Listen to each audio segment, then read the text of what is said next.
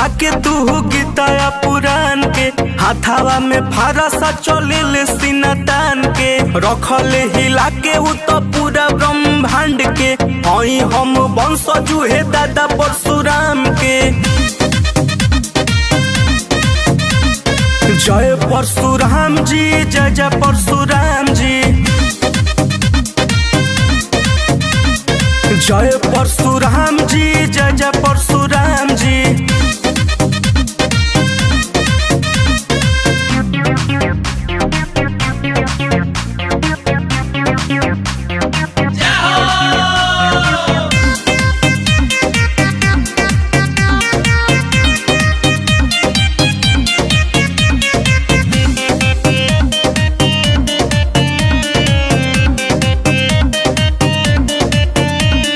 चढ़ल परशुराम वाला भूत तो जरूर बा, पंडित जी के बेटा हई यही बगुरूर बा।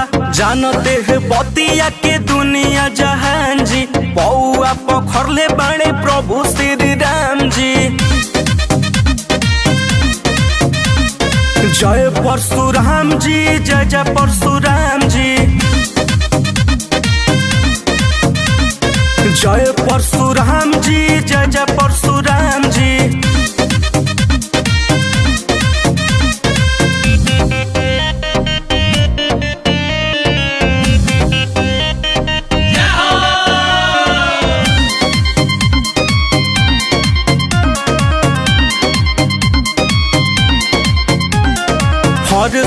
धारी से तीनों लोग कापे, राजू विकास खाली इनके नाम जापे। दादा तो दिलेर हवे पूरा पंडितान के, पाठक तेजस्वी तो माने ले परान से।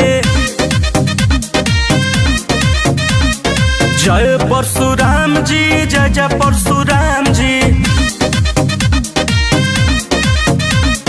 जय परशुराम जी, जय जय परशुराम जी।